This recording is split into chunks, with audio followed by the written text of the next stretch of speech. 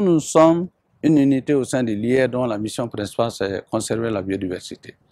Le TRIPA se veut être un instrument juridique assez contraignant dont l'objectif principal c'est la conservation, la gestion et l'utilisation durable des ressources génétiques et des plantes.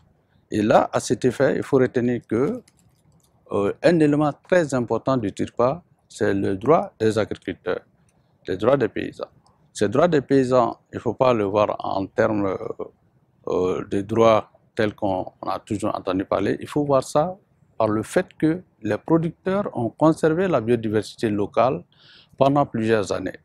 Et ceci, depuis les millénaires, ces paysans continuent à conserver la biodiversité et ce travail continue.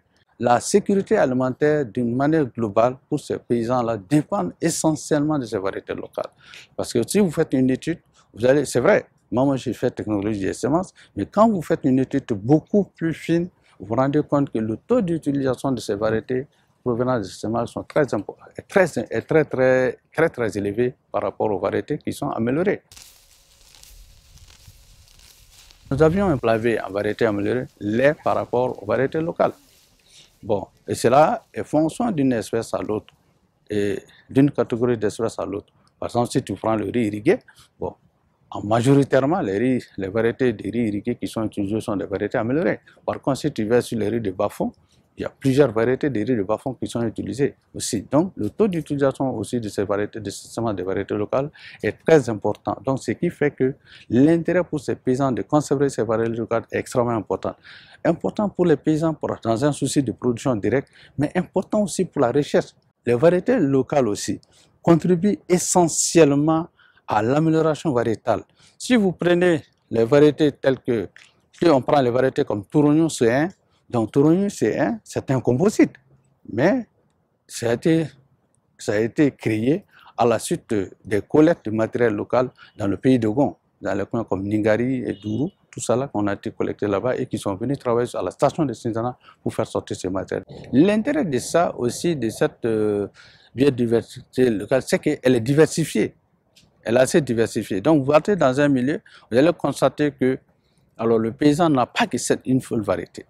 Il va voir qu'il peut y avoir 2 à 3 variétés. Donc, ça veut dire quoi? Ça veut dire que c'est une stratégie pour le paysan en ce moment d'avoir plusieurs variétés dans son exploitation.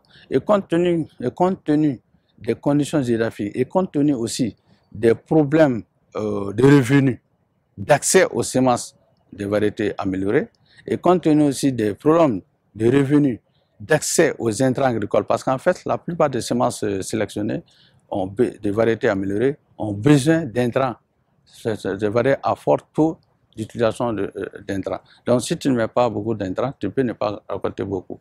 Par contre, ces variétés locales, quand tu mets très peu, même si avec la fumière organique, égale, tout de suite, tu peux avoir un rendement quand même qui est acceptable et qui peut vraiment secourir. Donc ça, c'est un intérêt très important par rapport à ces variétés locales. Et en plus de ça, ils sont dans un système où les gens peuvent échanger les semences facilement sans que ça ne soit toujours monnayé. Donc en plus de ça, il y a un problème de goût aussi. Il y a un problème de goût. Voilà. Quand vous voyez ces variétés locales, ils ont souvent un goût beaucoup plus apprécié par le consommateur et que certaines variétés qui ont été introduites. Quand vous prenez le cas du maïs, il y a beaucoup de semences de maïs hybrides aujourd'hui introduites au Mali, mais quand ils les utilisent en termes de consommation directement, souvent il y a certains petits problèmes.